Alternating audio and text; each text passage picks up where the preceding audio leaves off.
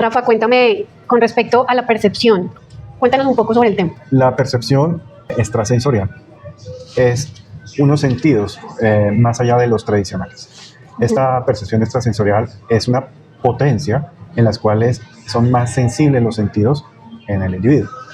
Una persona puede oler, pero no es consciente de qué tanto huele o de qué está oliendo en su entorno. Ahí esos sentidos suelen ser más potentes y sobre todo les envía la información más potente al cerebro para que el cerebro los valide. Les diga, sí, estoy oliendo un poco más, estoy viendo un poco más, estoy sintiendo un poco más del promedio. Ahí es donde se mezcla con la sensibilidad y esta capacidad de sentir una intensidad. Pero la hipersensorialidad lo que puede armar es que se siente mucho en un sentido o en un sentido no tradicional.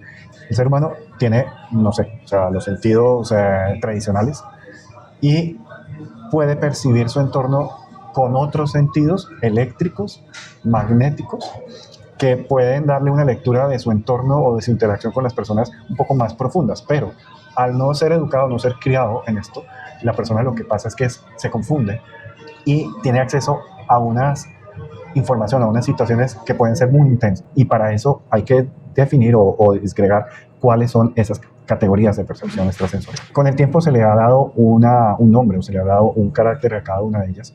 Todas van en una capacidad más fuerte de los sentidos tradicionales y los sentidos de la glándula pineal a nivel visual, de la piel y de la parte de transmisión eléctrica y magnética de la piel, la captación de la información magnética, eléctrica, telúrica del cuerpo y de la piel, de las manos sobre todo, y las hipersensorialidades. Ahí se marca, generalmente las personas no tienen un solo sentido, sino tienen varios muy desarrollados, cuando estamos hablando de personas hipersensoriales. Pueden ser todos los sentidos, estamos hablando de 14 sentidos, creo que los tradicionales son 5 o 6, no sé.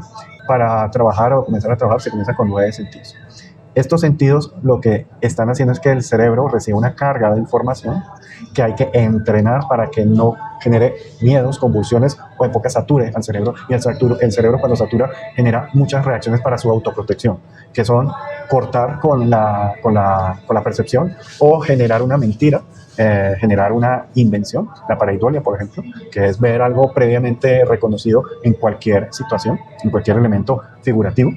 Puede en algún momento ya no saber cómo filtrar esa información y pasarla de una forma cruda, y ahí es cuando en teoría tendríamos unas enfermedades catalogadas como enfermedades mentales, que en mi experiencia hay todo un abanico de esas posibilidades. ¿Qué pasa con el cerebro? El cerebro, cuando tú lo entrenas y lo vuelves tu amigo, él va a no bloquear esa área de percepción o de sentidos que estás recibiendo porque ya no le causa miedo o no le causa alerta, y aunque tú no lo entiendas, te entrenas a transmitirlos de una forma automática, porque el cerebro generalmente optimiza, ahorra energía y trata de volver todo abstracto para utilizar menos energía, menos azúcar, menos conductores químicos en el cerebro.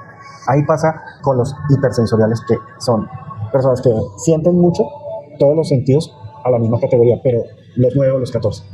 Y multisensorial es con más de los sentidos tradicionales. Podemos comenzar a saber que el cerebro percibe no todos en la misma zona, sino que percibe, o más bien traduce lo que percibe en unas áreas distintas del cerebro. El que percibe es la parte física, la parte de la columna vertebral, de la boca, del estómago, del intestino, hasta, digamos, este meridiano que está por debajo del oído. Del ojo para arriba son la percepción un poco más racional, y aquí para allá es un poquito más automática, más instintiva. Entonces, esta área percibe con la columna vertebral, con los nervios, con la piel, con los sentidos químicos y magnéticos y eléctricos. Estos son eléctricos, o sea, son sensores que cuando uno oprime algo le están enviando una información al cerebro. Por ejemplo, por dar un ejemplo, el diabético pierde cierta capacidad sensorial de cansancio de contacto, entonces puede caminar o puede hacer actos que que a otra persona le dolerían, pero al diabético no les duele porque su cerebro no le está traduciendo esos impulsos. Entonces son personas que pueden sangrar o pueden tener el hueso del talón atravesando el pie o la cadera, y son enfermedades ya bastante complicadas o graves. Esta capacidad de percepción la podemos dividir según el área que maneja en el cerebro y según la zona del cuerpo y cómo lo percibe. Vamos a hablar de forma coloquial un poco de lo que usualmente se conoce. Entonces es el vidente. ¿Qué es el vidente? El vidente es una persona que, como lo dice tradicionalmente, es que ve, pero en realidad lo que se está diciendo el vidente es una persona que tiene la capacidad de percibir la inercia del futuro o esa continuidad de los actos por inercia del ser que van a suceder en el futuro. En esos hay 3 tipos básicos de evidencia. Que en el primero es percibir el futuro a nivel inmediato, que es el precognitivo. O sea, la persona que siente, ve imágenes, cosas empáticas que se pueden generar de una forma rápida. Después viene el clarividente, la persona que ve en su pineal o en su cabeza o a veces en sus ojos un poco imágenes, a veces muy reales o distorsionadas según su capacidad de la pineal y del tálamo, los acontecimientos que van a pasar alrededor de una semana o unos 3 meses. Digamos que hay un consumo de energía entre química, energética, emocional. Generalmente el precognitivo es una persona que consume poca energía. El clarividente consume un poco más de energía y hay varios tipos de clarividentes. Y después viene el oráculo. El oráculo es la persona que además ya ve a años el futuro, la inercia, y muchas veces no solo de un individuo, sino de un grupo. Y ahí es donde uno puede ir catalogando los visores del futuro. Ahí también se mezcla un poquito la percepción extrasensorial a través de los sentidos del oído, del olfato, del gusto y un poquito del tacto, en la cual y de la boca, del estómago, a nivel de empáticos precognitivos, que son los que sienten pero no ven que algo va a pasar. Ahí se dividen en 3 áreas las percepciones de lo que se viene en el futuro, que son los empáticos, que son las personas que sienten, pero no ven, no oyen, no escuchan, sino solo sienten. Sienten pulsos eléctricos, pulsos emocionales, pulsos telúricos, pulsos electromagnéticos, y usualmente esa información en un medio no visible o no palpable fácilmente entran por la boca del estómago. También entran por la columna vertebral, por la materia gris que está dentro de la columna y los nervios, y llega hasta la base atrás de la columna cerebro.